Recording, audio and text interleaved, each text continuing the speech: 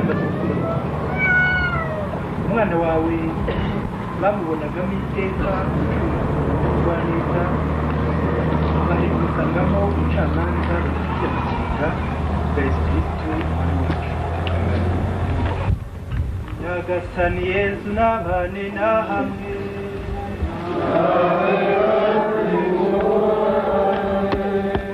imitima yanyu nihugukire iby'ijuru.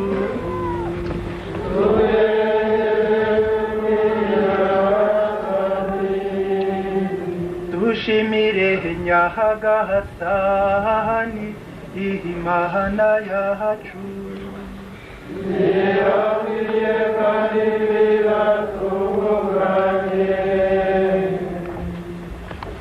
Ni koko birakwiye kandi biratunganye, ni ngombwa kandi birimo agakiza ko tugushimira iteka n'ahantu hose.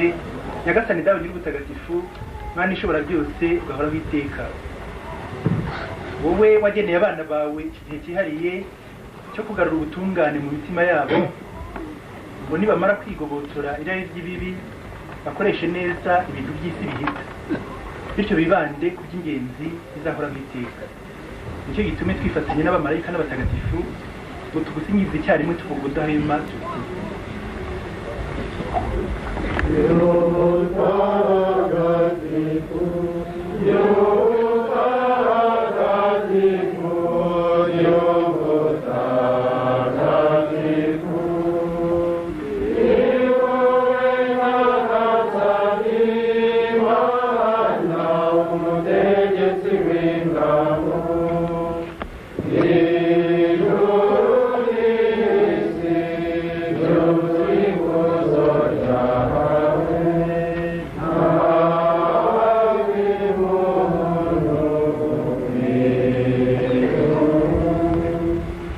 maze muryeho mwese, iki gikoko n'umubiri wanjye ugiye kubatangirwa.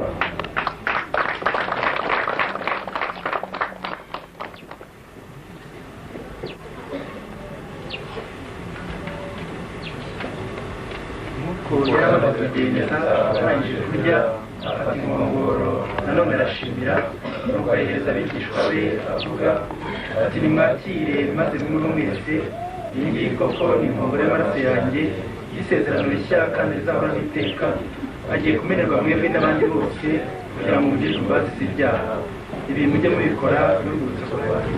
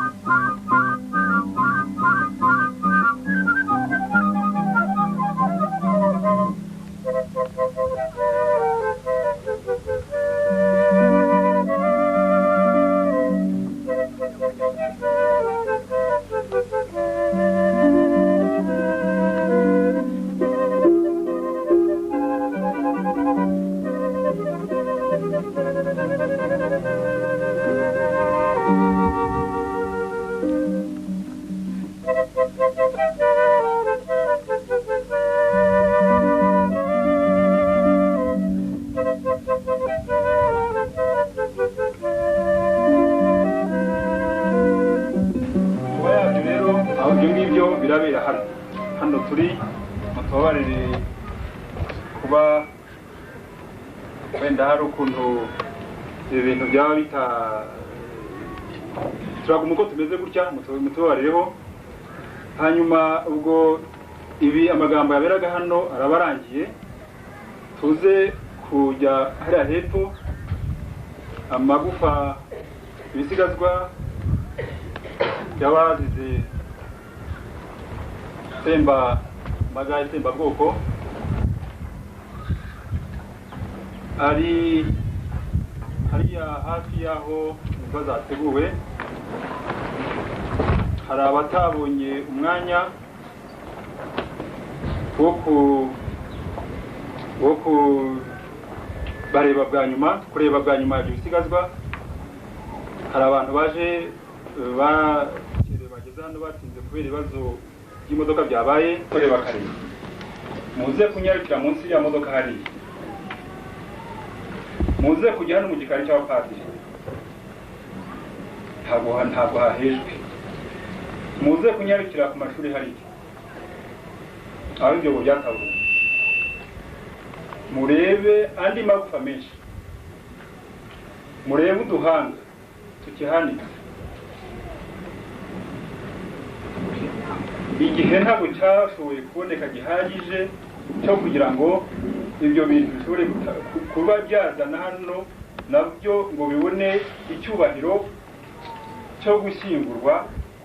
Ubwo rero akazi karacyahari, baza kubitubwiraho icyo bagiye batubwiraho, ariko ababona akanya muhanyarukire. Aha nagira ngo nababwire ko mu by'ukuri abantu bafite ababo baguye hano barababaye cyane, hati yabivuze n'abandi baraza kubivuga, ariko harimo n'ikintu umuntu yavuga ati harimo ikintu cyo kwishima yuko byibuze bashoboye kuvuga bati bamwe mu bahagarariye abacu tugiye kuba twabaha icyubahiro cya nyuma uhagarariye abanyamuryango ba hano bateguye uyu muhango wo kugira ngo twibuke abanyakaduha biciwe hano kandi tubashyingure neza. Muri uyu muhango witabiriwe n'abantu benshi, nagira ngo mbereke abashyitsi b'imena, abanyacyubahiro baje hano. Nahera kuri nyakubahwa Minisitiri w'umurimo n'imibereho myiza y'abaturage Mugabo Pio, akegera hano imbere mukamureba.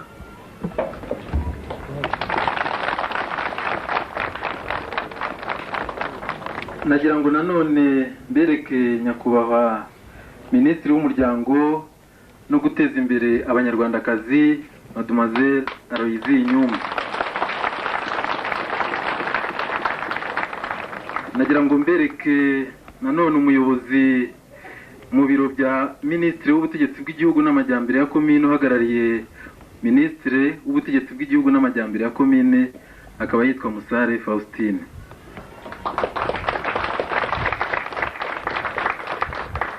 Nanone hano hari ambasaderi w'Ubugande, nagira ngo nk'umwegereye amubwire yigire hino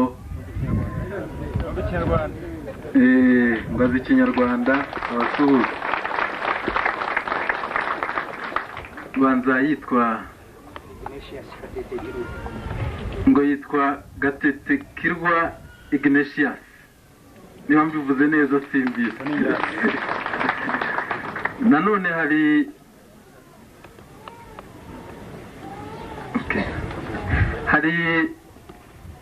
konseye umujyanama muri ambasade y'Ubudage hano, akaba yakwigira hino mukamubona.